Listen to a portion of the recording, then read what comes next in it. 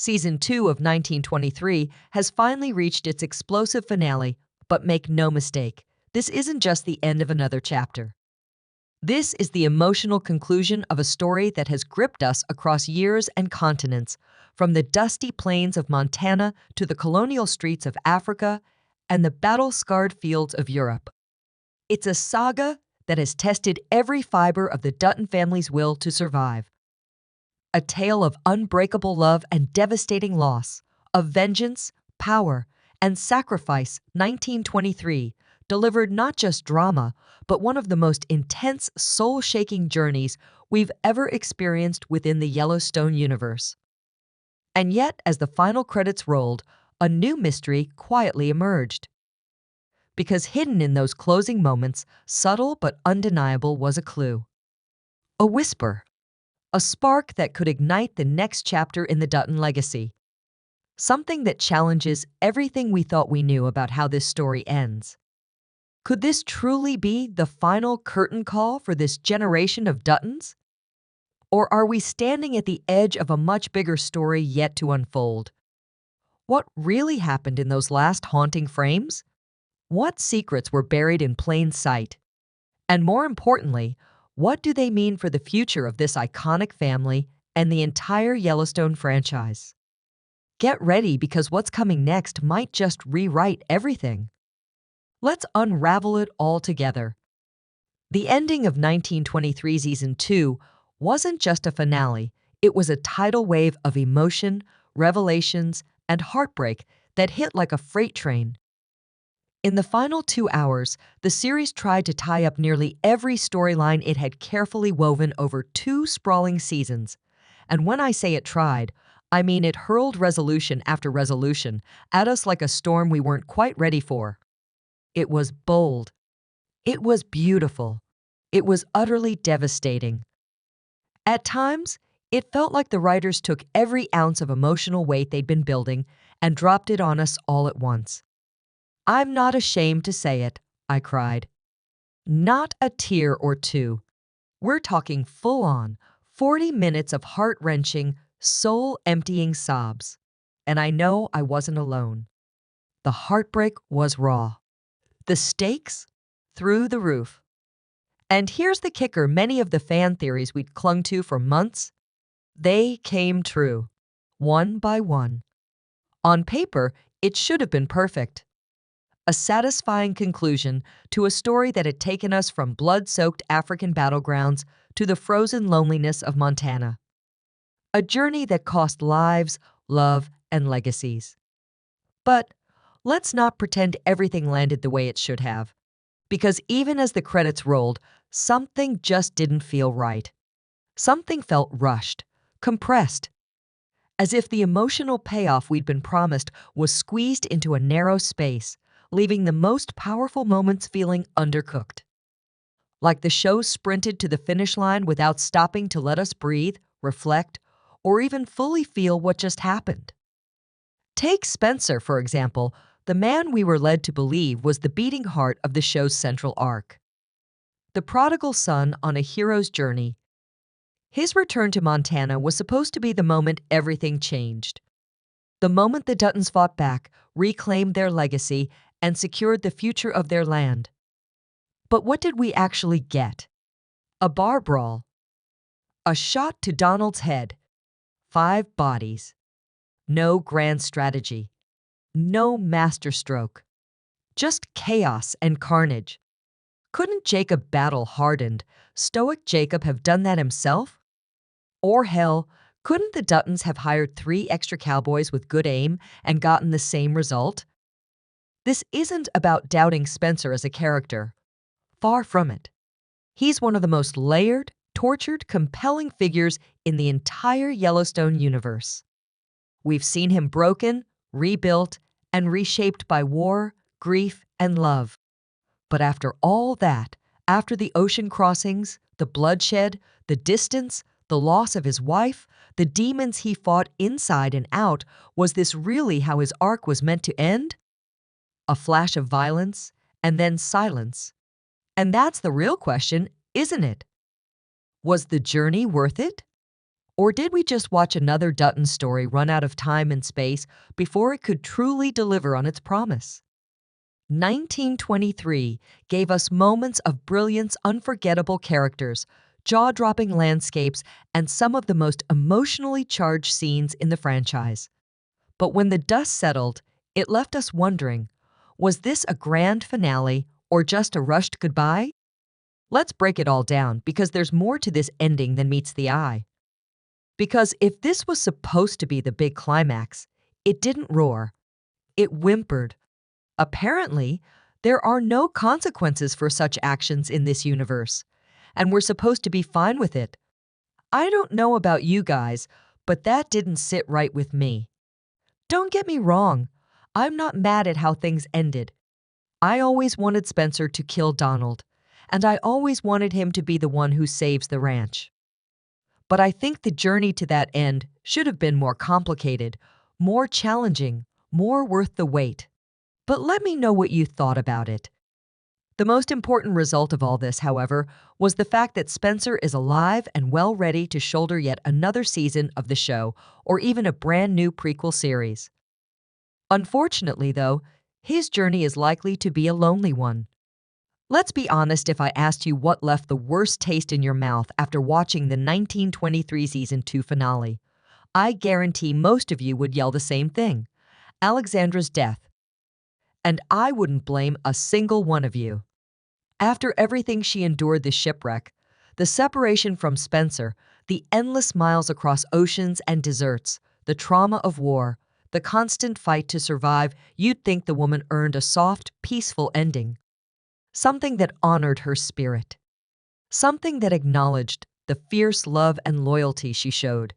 But instead, she gets one of the most emotionally crushing, soul-draining send-offs in the entire Yellowstone universe. And for what? To say I was heartbroken would be an understatement. That moment didn't just sting, it shattered me. My jaw hit the floor, my chest tightened, and my eyes were sore from the sheer weight of it all. Alexandra wasn't just another love interest, she was the hope of the series. She represented freedom, change, and resilience.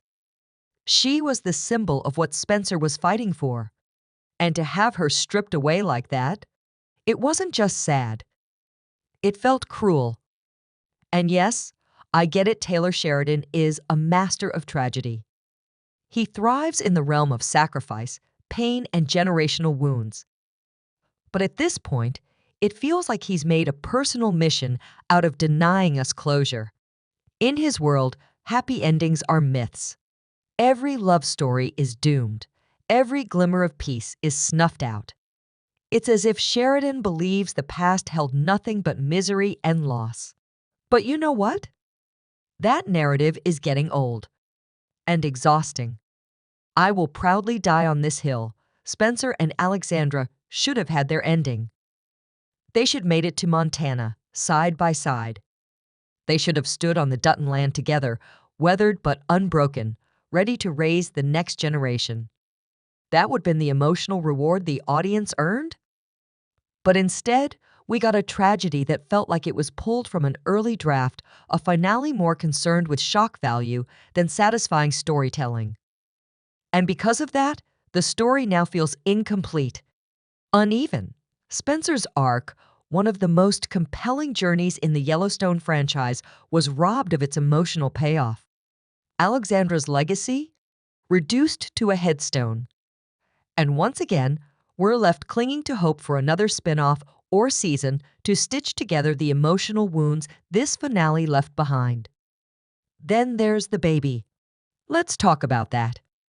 A premature newborn surviving in the 1920s with minimal medical care.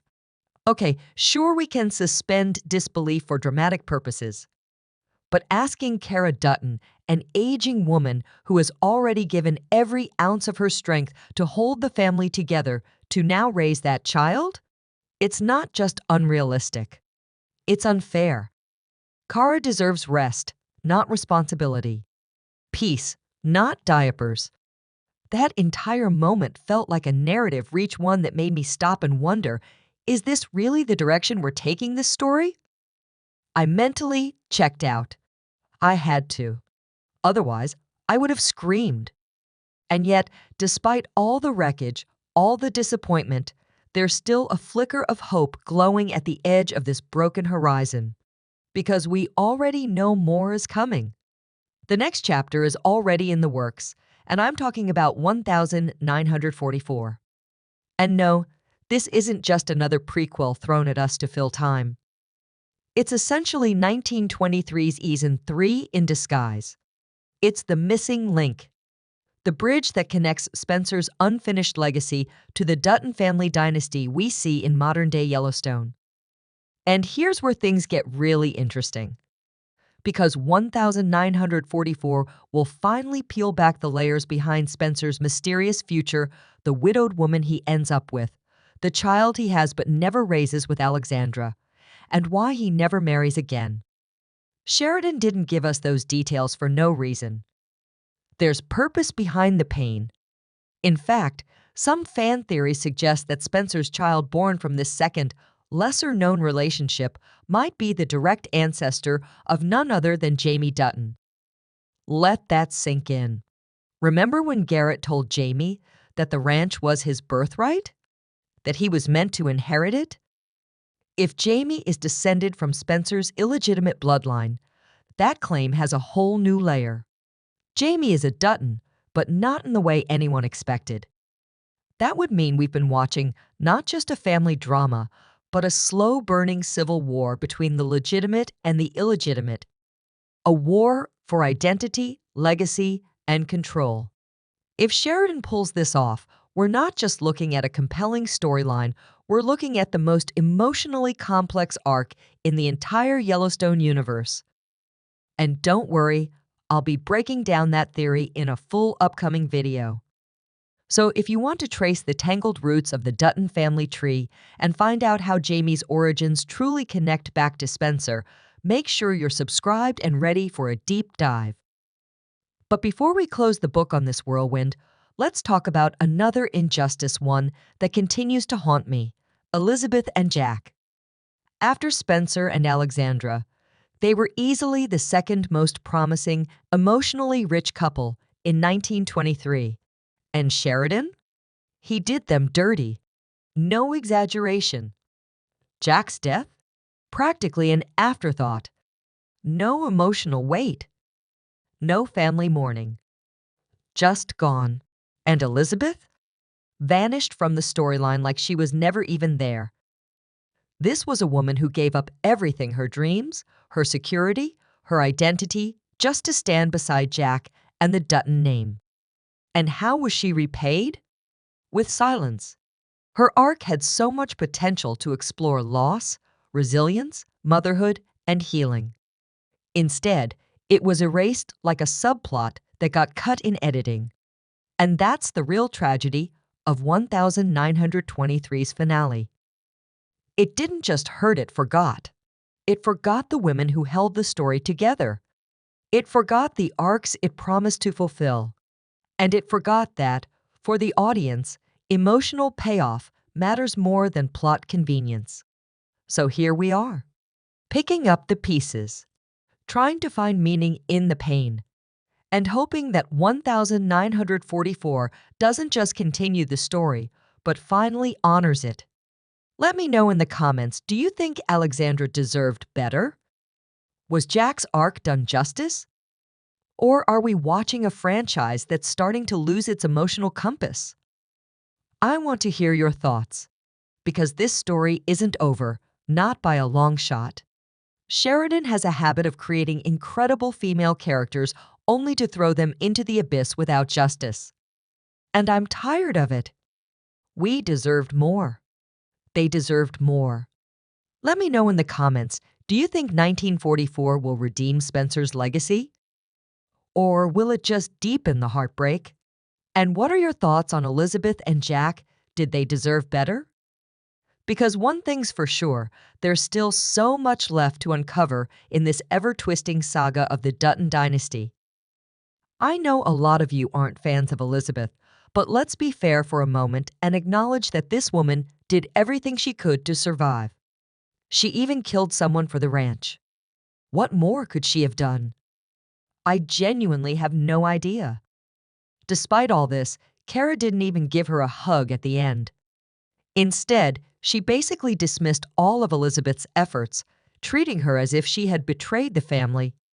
Yes, in a way, Cara was giving her permission to move on with her life after Jack, but her tone and approach were so cold and heartless that I couldn't help but feel deep sadness for Elizabeth.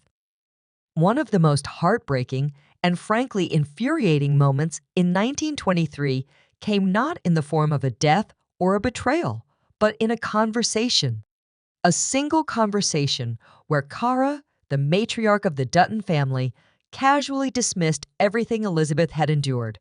With just a few words, Cara implied that Elizabeth would forget Jack, forget the ranch, and move on with her life as if none of it ever mattered. As if Elizabeth hadn't bled for this land. As if she hadn't loved Jack with every fiber of her being. Let's be honest, that moment stung. It felt like a betrayal, not just of Elizabeth's character, but of the entire journey she went through, one that fans invested in deeply. This wasn't some summer fling or temporary crush. Elizabeth literally became a woman on that ranch. She bore the physical and emotional scars of a life that most couldn't handle for a single day. She survived a wolf attack, took life-altering vaccines, and stood by Jack through war, loss, and chaos. She suffered a miscarriage in silence. And yet, through all of that, she never stopped believing in their future. And how was she repaid? With a dismissive comment, like she was just some naive girl who'd get over it. Cara, of all people, should have known better. She should have seen Elizabeth not as a fragile outsider, but as someone who earned her place in the family through blood, sweat, and resilience. What makes this worse is the sheer hypocrisy of what follows. Moments later, we hear Elsa's voice say, "Spencer never forgot Alexandra." The narrative gives Alexandra a noble, eternal memory. Spencer gets to mourn her forever, and it's treated with reverence. But Elizabeth? She gets brushed aside as though her love story was insignificant. Why does Alexandra get immortalized while Elizabeth is erased? Make it make sense. But perhaps the most egregious offense, one that still has fans fuming, is the total silence about Elizabeth's pregnancy. Cara didn't so much as acknowledge the unborn child. Not once did she speak of welcoming Jack's baby into the family or honoring his memory through this new life. Nothing. Not even a mention of the fact that Elizabeth is carrying a Dutton. And for a family so obsessed with legacy and bloodlines, that silence was deafening. The Duttons are known for protecting their own, for drawing blood over legacy. And yet, when it came to Elizabeth and her child, they looked the other way. It raises a chilling question.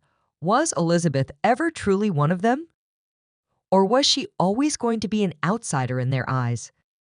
The only possible explanation, and it's one fans are already speculating on, is that Taylor Sheridan is playing the long game. That Elizabeth and Jack's child is not being ignored but reserved for something bigger. Which brings us to The Madison, the upcoming sequel series. From what we know, this series will follow a family from New York, not the Duttons, who somehow end up inheriting land in Montana. It seems likely that this outsider family is actually the descendants of Elizabeth and Jack. Now, just stop and really think about it. Imagine a forgotten child born of heartbreak, raised far from the ranch, stripped of the Dutton name, left to grow up in the shadows of a legacy they never even knew they carried. This child, cast away from the Yellowstone, grows up distant from the land that should have been theirs by birthright. But generations later, that child's bloodline comes full circle. Their grandchildren, unknowing heirs, return to Montana, drawn back by fate, by history, by something in their very bones. And suddenly, everything clicks. That would be Taylor Sheridan's ultimate twist. His way of proving that no matter how much time passes, no matter how many names are changed or secrets buried, legacy always finds its way home. Because the Dutton name, it can be erased from paper, But Dutton blood? That can't be outrun. So maybe, just maybe, Cara's silence after Elizabeth's disappearance wasn't just emotional coldness. Maybe it wasn't a writing flaw. Maybe it was a deliberate act of narrative misdirection. A quiet, intentional way to bury a secret so deep that not even the audience would see it coming. And maybe the Madison, yes, that mysterious project rumored to be in development, isn't just another Yellowstone spinoff. Maybe it's Elizabeth's revenge, her child's redemption, the ultimate reveal that while the Duttons tried to bury her memory, her legacy refused to die. And what a powerful message that would be, that the truth always finds a way back. That no matter how the Duttons tried to rewrite the story, history writes itself in blood. So tell me, did you feel that pain too? Did Elizabeth's disappearance hit you like it hit me? And do you believe, even for a second, that the Madison could be the continuation of her and Jack's legacy? Because if Sheridan truly wants to tie the entire Yellowstone universe together to bring every storyline, every timeline, every heartbreak into one cohesive masterpiece, this is how you do it. The two sides of the Dutton bloodline, legitimate and forgotten, will one day collide. Maybe not with guns and cattle wars, but with revelations, with inheritance, with the question that's haunted this family for generations: who truly deserves the land? And while I absolutely love the poetry of that idea, I won't lie, I'm still furious. The way Elizabeth was discarded like a background prop, the way her grief was glossed over, her potential story arc thrown away like a first draft. She deserved more. She deserved a voice, a legacy, a final chapter worthy of her sacrifice. And until we see that justice on screen, I'll keep banging this drum. Now here's where things get even more real. According to Variety, 1923's Officially Over There won't be a traditional season 3. That chapter has closed. But don't lose hope, because the journey isn't ending. It's evolving. It's continuing through 1944, and from everything we know so far, Spencer will be front and center once again. Even better? Brandon Sklenar himself recently hinted that he's ready to return to the role. That means not only is Spencer coming back as a character, we might see him played by the same actor. And that's huge.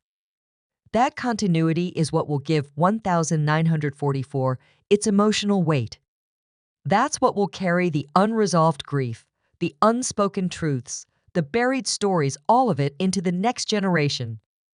So don't blink. Don't look away. The Dutton saga is far from over. Let me know in the comments, do you believe the Madison is the secret continuation of Elizabeth and Jack's legacy? Do you think the forgotten Dutton bloodline will rise again? And most importantly, did Elizabeth deserve better? Because if you ask me, her story's not over. We also know that 1944 is already in production and is expected to premiere in early 2026. For more weekly updates, discussions, and analysis on the Yellowstone universe, make sure to like and follow. Meanwhile, the video on the screen might also interest you.